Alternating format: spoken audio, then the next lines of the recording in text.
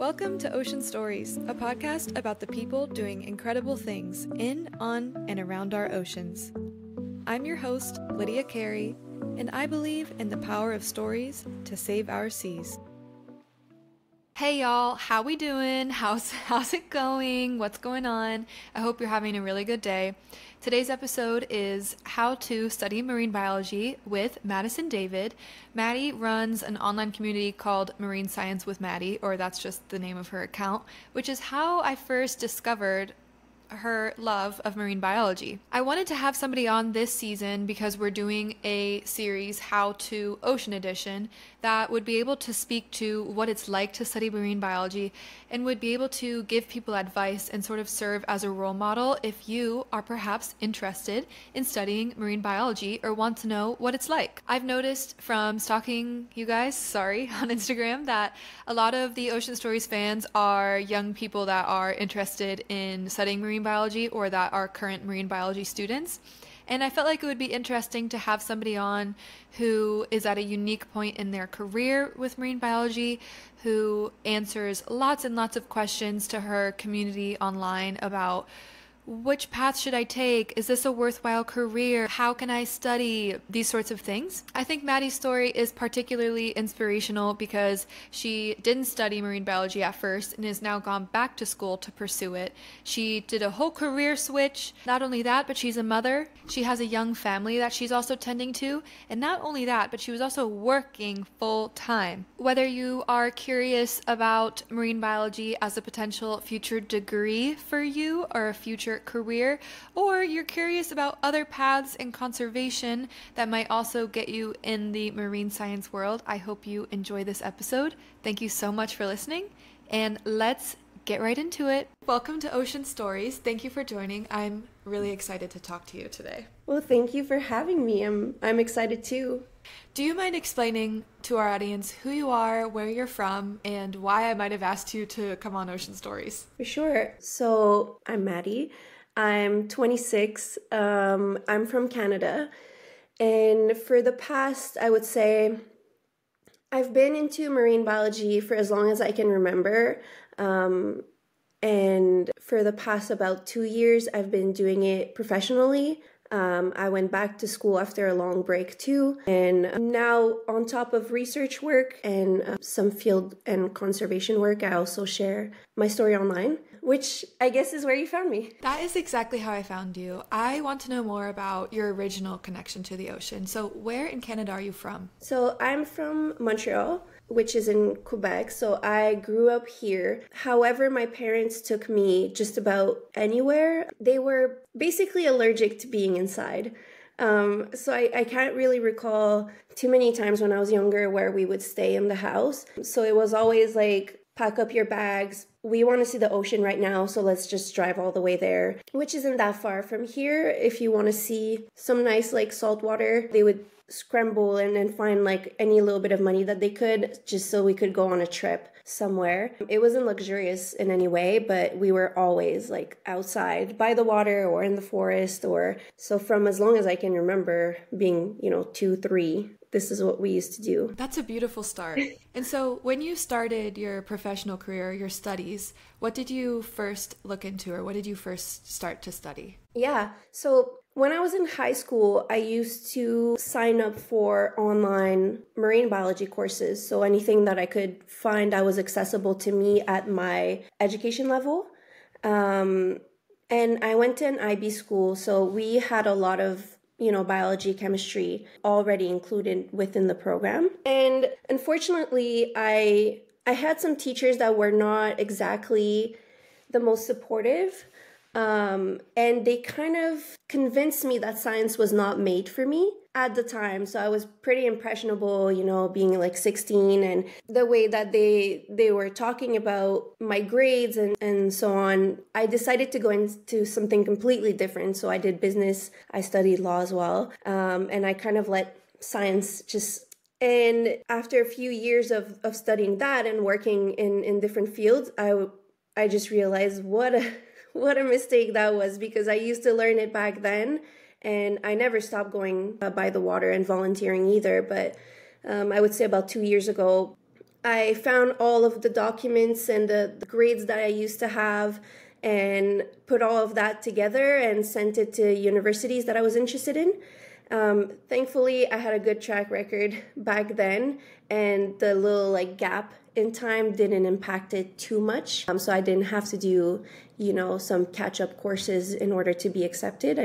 I was able to get into Acadia University was the first one I got into 2 years ago. It's so unfortunate that a naysayer teacher had that type of impact on you. And it really surprises me because growing up, there was so much emphasis on women in STEM. I'm 25, and I think our generation, the biggest campaign was getting girls into STEM, getting girls into coding and science. So it's so upsetting and shocking that it just shows you that there's still this stigma about science, and especially women in science. I obviously don't know your specific situation, but if I had to guess, it might have something to do with gender. Yeah, it must have been. I mean, my school was extremely competitive. Anyone who was under a 3.7 GPA was nearly non-existent, I guess, back then. The environment in that school, because it was so competitive, I didn't like to be pinned against other students to see how you performed. And I think because of that, I wasn't thriving as much as I could have, because the science community is very like peer reviewed. You base yourself off other people's findings, right? So you're never really alone when you're studying or working in the scientific field. And so that school did not do that. That was not their way of thinking. It was the best comes up, on top. So I think that's really what happened there, where they were like, well, if you can't thrive in a high school environment, then I don't see you going into a professional field in science.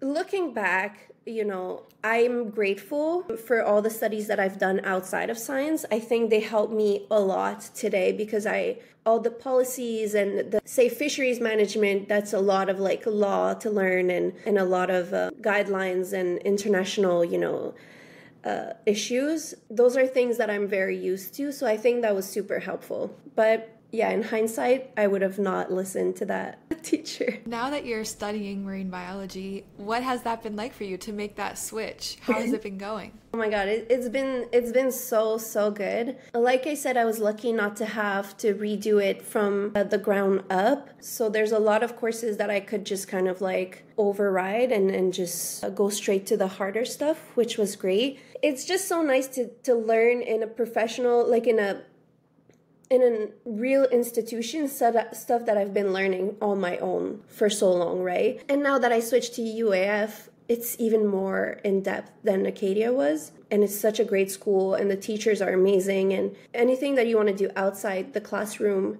to kind of deepen that knowledge, they'll just find a way for you to do it, which I think it's amazing. And I haven't met a single professor yet that I haven't liked ever since I started back at school. So I feel like people in this field are so knowledgeable and they're so amazing. And every little word that comes out of their mouth, I'm just like drawn to it. So it's been great. And I'm a real nerd. I love studying. I could do it for hours. So being in school is really like my element. When you were looking into programs about making this career switch back to what you really love, what were you looking for? How did you find the right fit? How did you find people to guide you? So I'm someone who does a lot of research, no matter what it is that I'm doing in life. So if I'm going on a trip, whatever it is, a lot of research has to go into it for me to make, an enlightened decision. My biggest issue, and I think a lot of people who follow me kind of have similar issues based on where they live, was that I have 2 young children. So for me to go to school full-time in person, and especially because where I'm at, the universities that we have here, I didn't like the level of learning that they could provide. I wanted something that was a lot more specialized. And so I could not just take my children and leave and go to university, right? So that was really difficult. How can I find a program that allows me to do my master's and my PhD online, right? Extremely difficult because that doesn't happen often. And so I had to look into schools, kind of talk to like advisors as well, who were able to tell me, okay, you'll be able to do, say, 85% of it online. You might have to come for this course or this course during this semester at some point during your your degree, which I thought was fun. And eventually I landed on UAF, which is University of Alaska Fairbanks. So I'm not even studying in Canada. I'm technically considered like a international student over there, which complicates things just a little bit. Being Canadian and over there, it's kind of a different process for me. But this was the main point. And I know a lot of people want to do that. How can I pursue my education when I can't be there physically? I know I don't have time to physically be in school. And so that was great. I do have to attend some classes in real time, and then some other ones, I can just watch the lectures later on when I do have time. So it's a great balance for me, but there's not many institutions that offer that. Acadia does it to a certain level if you're going to do your bachelor's, for example, but if you're trying to pursue your master's or your PhD, then that's not an option with them. So that's why I switched to UAF. What is the name of the specific degree that you landed on, and why did you pick that one, career-wise? Technically, I'm in the Marine Science and Fisheries program, or department as they call it, and my degree specifically is simply marine biology, so that's all they call it. You can major if you want in different things, so they give you an option, for example, to major in fisheries, major simply in what they call marine science or marine biology. So they have different options depending on what you want to do. I did not choose a major, and the reason why I didn't is because I really wanted to keep my options open. There's a very strict kind of like process you have to go through when you want to do your master's, where you have to find a mentor at the school. And say if you're going to major in marine biology, then you need a marine biology mentor. And because each one of them only take a handful of students, that really doesn't leave you many options if those mentors can't take you, which means you can't do your master's at that point. You have to wait until you can. Not majoring really keeps your options open when it comes to that. I will focus on cytology when I get to the PhD, but as of now, marine biology, that's it. Love it. Love it. So I guess you mentioned that you had volunteer experience, that you had been working kind of in the ocean world even when you were studying business. Talking about prior to starting university, what would your advice be to somebody who is maybe interested in marine biology, maybe even during university and they're studying something else? What sorts of things should they be looking into to see if that's the right career for them? No, that's a great question. The great thing with this field is we need people. And I know a lot of people are saying, marine biology is so competitive, marine science is so competitive, and I understand why people would say that. But at the end of the day, this is a field where there's a lot of issues to solve, and we need, all hands on deck for us to figure it out. And volunteers play such a big part in that. So organizations are always looking for people to help them. And it can be as simple as like volunteer for a shoreline cleanup near where you are. And some people would say, okay, great, shoreline cleanup, I'm helping the ocean, but it's not going to tell me if I want to do marine biology. That's where I would say you're wrong, because the people who organize this, right, are people who work in that field. There's a reason behind the shoreline cleanup from that organization. So for you to show up there and talk to them and network with the people who organized it is such a great way for you to understand what their role is too. So it's not about, and when I say that, it's really not about picking up garbage and feeling like you're helping. It's also good for you. It's a good opportunity to meet people who have a similar interest. And beyond that, there's so many different volunteering experiences that people are looking for, whether it's in camp, whether it's to set up at an aquarium. I know sometimes a lot of people ask, we would need a guide for this type of thing. And I think personally, and that's how I've always done it, you can't be too picky with your volunteering experiences. At the end of the day, you're giving your time. These people are needing your time, and you most likely won't find all the answers while you're volunteering, but you'll be able to see what kind of people work in that field, what it feels like, what their energy is, even is it super hectic? Are they welcoming? How do they approach the issues? How do they approach networking with you? And that's a good basis too, just in any field really, to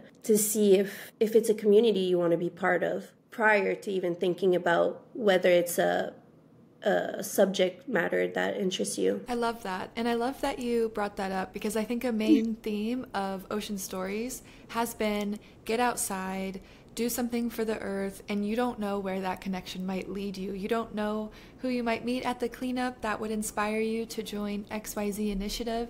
And it's really that experience of exploring the world, appreciating the world. But there's other tangible benefits that you might get from these cleanups or these volunteer efforts. So I love that you brought that up. I also love that you talked about that you took a break from your first degree, or not a break, but you were doing other things. You're a mother now in school. I understand that at some point you were also working and doing school. How do you balance all of this? How have you handled all of these transitions, all of these things going on at once?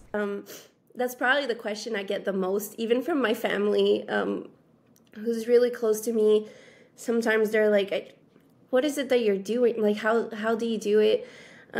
So I started working when I was 13. That was my first job, and I've never stopped since, other than when I was on maternity leave.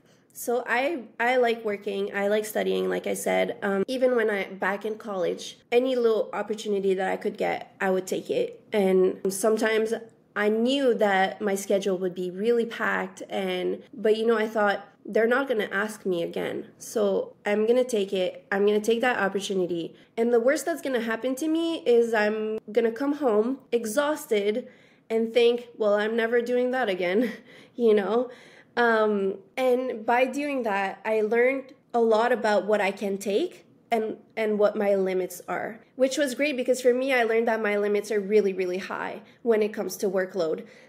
So as long as I have a system in place, I feel like I can take on quite a lot. And it's good, because at certain times in my life, I couldn't. And I knew that. So I knew that at that time, I had to stop certain things in order to make it work. So right now, I used to work 5 days a week, full-time, and go to school too. I was also part of a program with Oceanwise at the same time, and then I had my children. My husband, being the amazing person that he is, said, that's a lot. So why don't you quit your job and focus on school and focus on volunteering and all of that?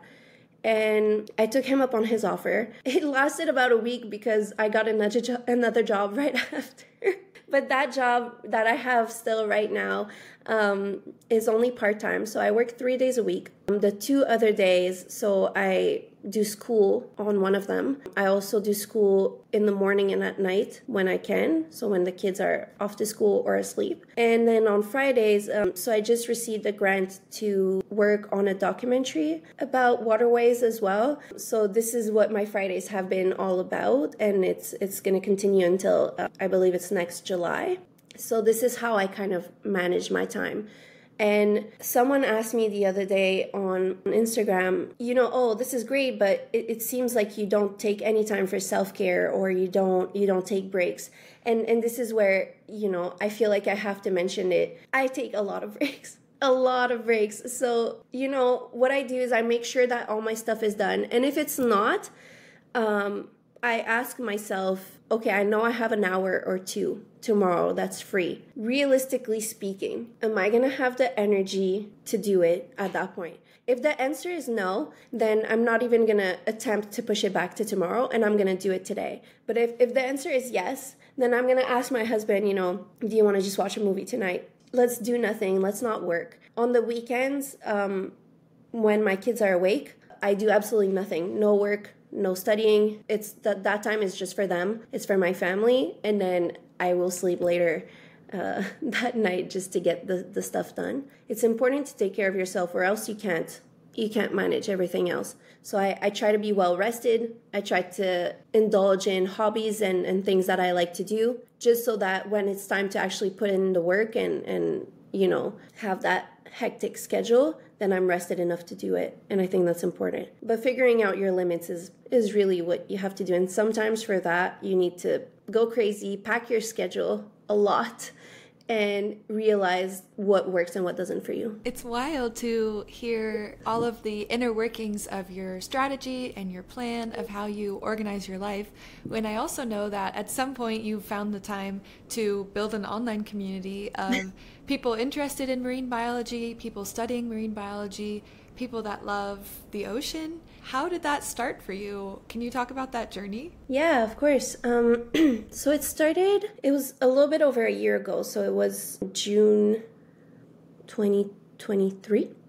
And I was doing some field work in this town called Tadoussac, which is here in Quebec. It's my favorite place in the entire world. It's just this, and if people want to look it up, this incredibly big spot for whales and other mammals to kind of come during their migration. So being there is just, you can see some amazing things. So I was doing field work there about plankton, and I was talking to my husband about it, and he's always very interested in what I have to say, but doesn't necessarily understand it, right? Or he will patiently listen to everything that I have, to explain to him. But I thought, holy, I don't have a marine biology community. I'll talk about it with my family, and everyone's like, that's great, but they don't know what it is that I'm talking about, right? So I thought, at that point, my platform had no one. So I had friends, coworkers, and family, and that's all it was. It was like a little bit under 2,000 people on there. And I thought, okay, well,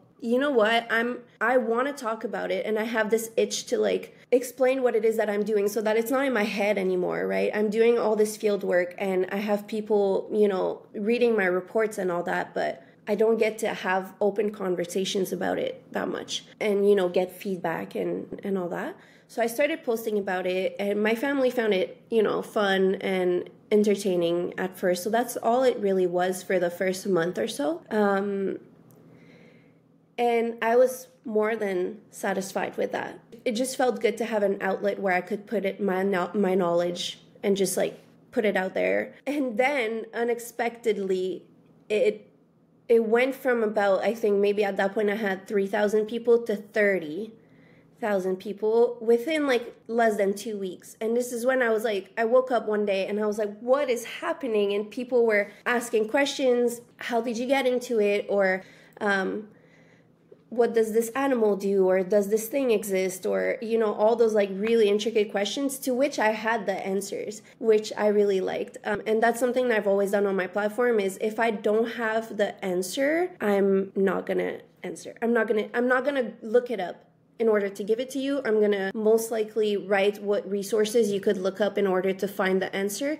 But I don't want to come off as someone who knows it all, because I don't. So I'm going to talk about the things that I know, and I'm going to interact with my opinions as well. But yeah, from there, it simply kept growing. I think I tried my best to listen to what people wanted. So it was a little bit less about me sharing my interests and a little bit more about, okay, this is a question that I get a lot, so let's talk about that. And from there, I kind of just go with the flow. To this day, I don't really have a strategy that much on what it is that I'm posting or what I'm doing. I'm feeling what the community online wants to learn. I'm trying to go with that. I'm trying to listen and see if I'm able to provide a healthy mix of like information, knowledge, but also, keep it light and because it's still a social media platform at the end of the day.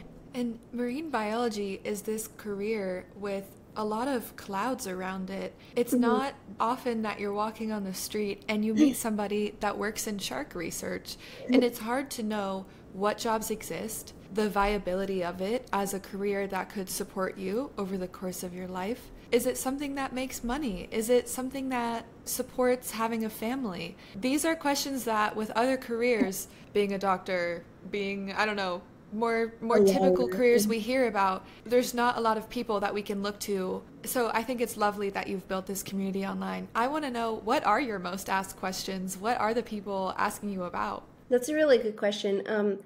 How to get into school is a big one. So that what courses should you take, or in high school, for example, in order to set yourself up for success when you decide to go to college or university is something that I get a lot. How to get involved with field work is another one. And then when it doesn't relate to, the professional or educational field, it's a lot about, I heard, I get a lot about sharks. So there was this incident last week in the news.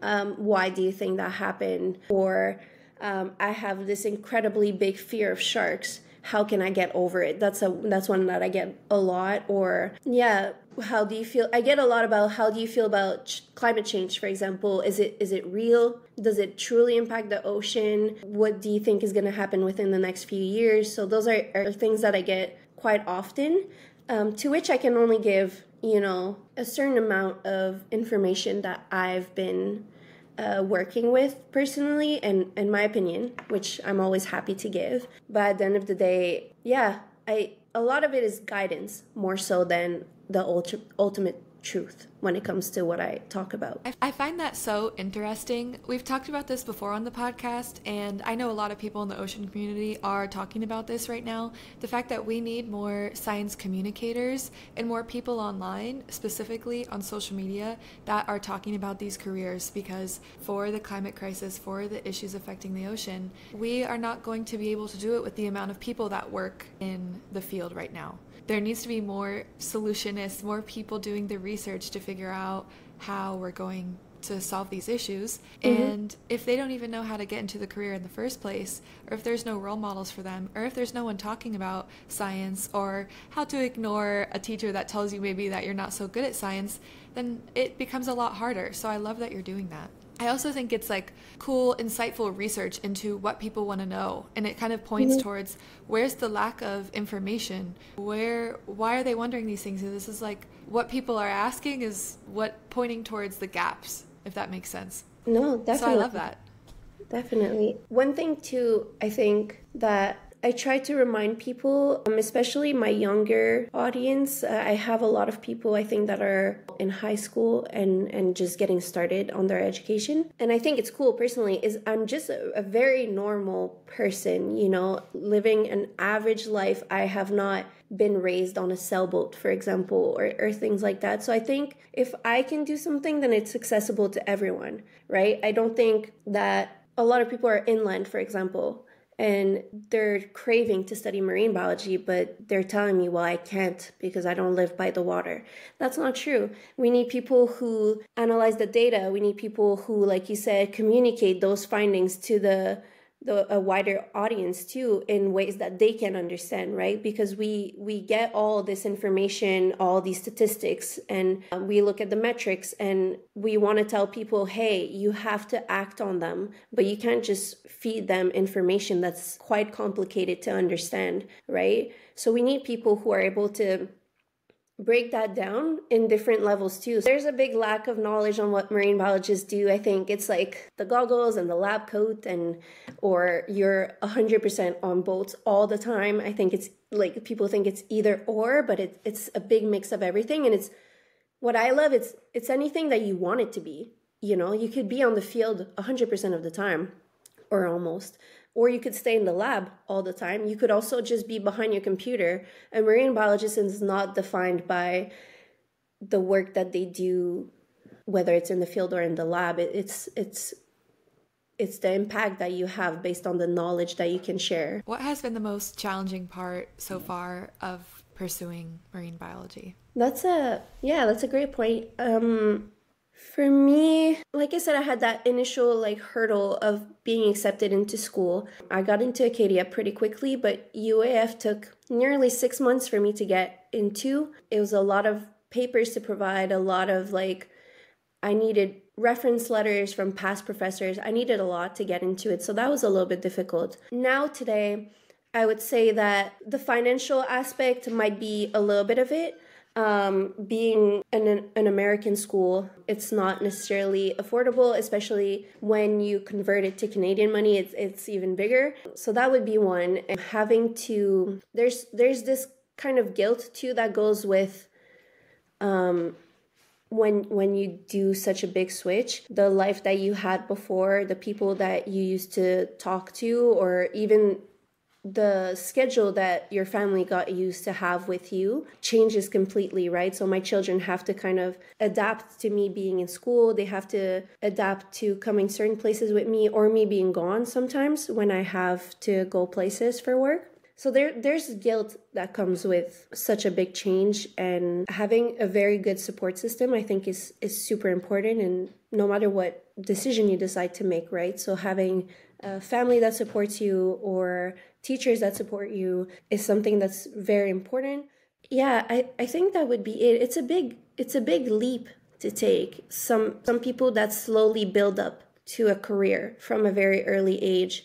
They have an interest in it in high school, they take it in college, they bring it to university. It's a little bit easier if you do that. And if you can do that, then I would recommend it, obviously. But a lot of people who had a previous life before wanting to get into marine biology or marine science in general, I would just say, yeah, surround yourself with the right people. Keep in mind why you're doing it, right? Because sometimes if it's hard and you're like, oh my God, like all these bills for school and my kids are sad because I have to leave for 2 weeks or this and that, you're like, maybe this was a mistake. Maybe I shouldn't have done it because I'm disrupting everything from my wallet to my schedule to, you know. But then when you come back to it and it's like, why did I make that decision to go into this field?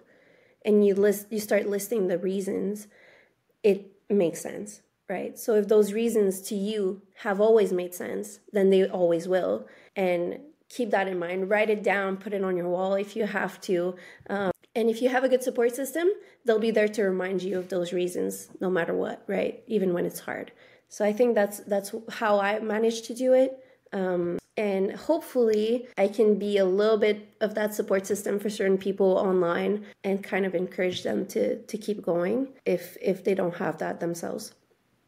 I love that. It reminds me of the advice I see a lot, which is remember your why. Like, remember why you're doing it, put it on the wall, because if you have a strong why, you're way more likely to feel motivated, to feel encouraged to keep going. What do you say to people who are nervous about entering this career? Because it's non-traditional, and you mentioned the costs can be stressful. Maybe there's student loans involved.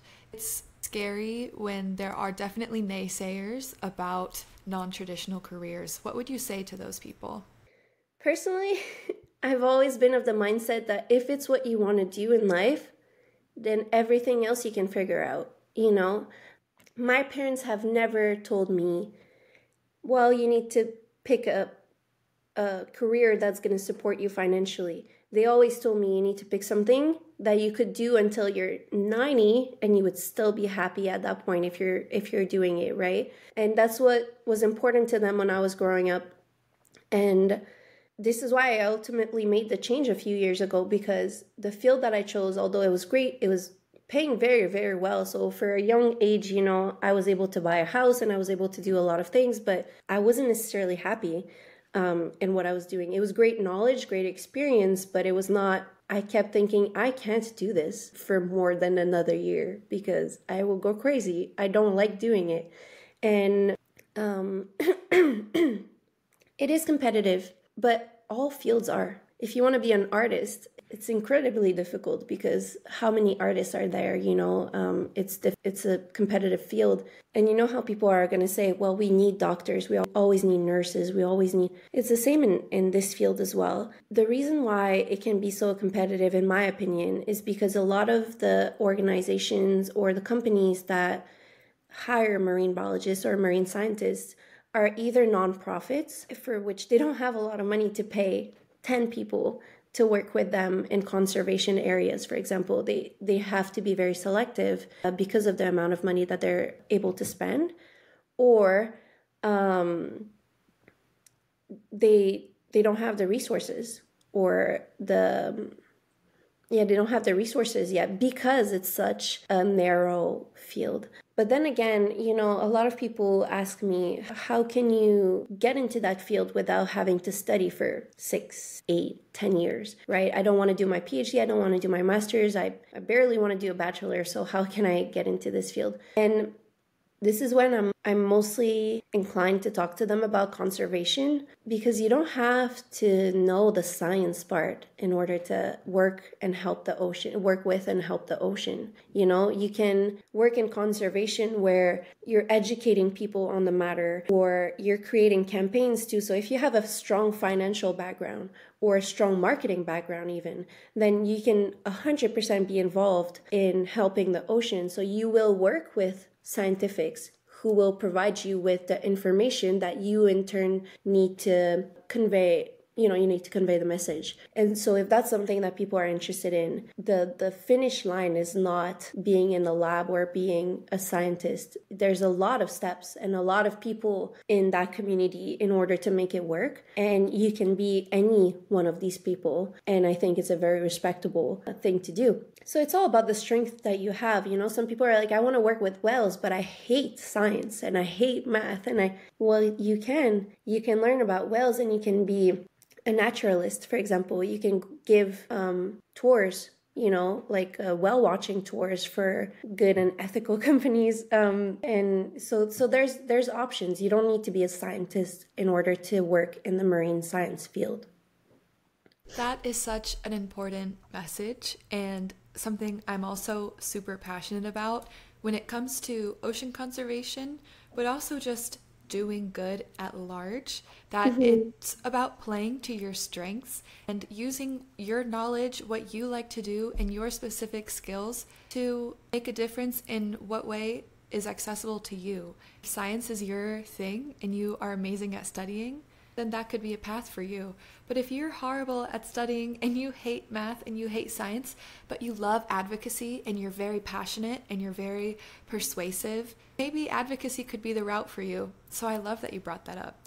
I do want to ask though, as a self-proclaimed person that loves to study, what are your biggest study hacks? What are your study tips? That's a good one. So I will say, I need the right, so this is very specific, and this is just how I work, but if it can help anyone, I need the right pens and the right highlighters. This is such a small tiny thing, but for me, every subject, every important thing has a specific color and a specific thing. So when I go back through my notes, I know exactly where to find the stuff that I need. So everything's color coded 100%.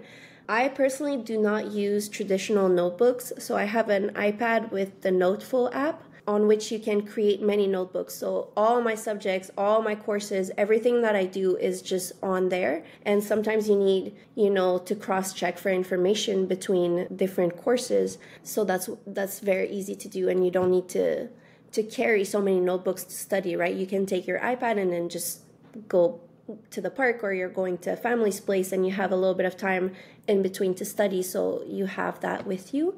Music, finding the right kind of background noise for you is important. So I have this playlist that I listen to. It's only piano music, and for some reason each of the songs on it remind me of a specific kind of topic. So sometimes a song comes on and I'm like, this is a choral song 100%, this is what it reminds me of. And so listening to that always puts me in the mindset to study. Those are my main points, I would say. But you have to like what you're studying. There are courses sometimes that I take that I dread and I don't like them, and they're mandatory, right? You have to take them, and that's okay. I try to find the little bits and pieces in it that actually do interest me, or I think, how can I apply this knowledge to something that actually does interest me? And when I do find that, I'm like, I have to ace this class, because if I'm really good at it, then I'll be even better at this other thing that I care about, right? And every little bit of knowledge, when I learn it, I'm thinking, someday someone is going to ask me a question and I'm going to have the answer because I just learned it today. So this has to stay in my brain, because one day I want to be the person in the room, the one person in the room who says, well, actually, I know the answer to that. And so this keeps me going. I think it's interesting. You have to really find ways to make it fun for yourself. You can create games. There's a lot of apps online now where you can put your notes in, and then they're going to create flashcards for you or little memory games for you. So if studying is hard for you, you can put that in. I sometimes join like study groups online with some of my classmates too. So we kind of, it's like body double where we're here on the camera and we're all studying kind of like in silence. But if we need to talk, there's other people to do it with you. And then the last thing I say too is the environment that you're in. So if studying in your living room,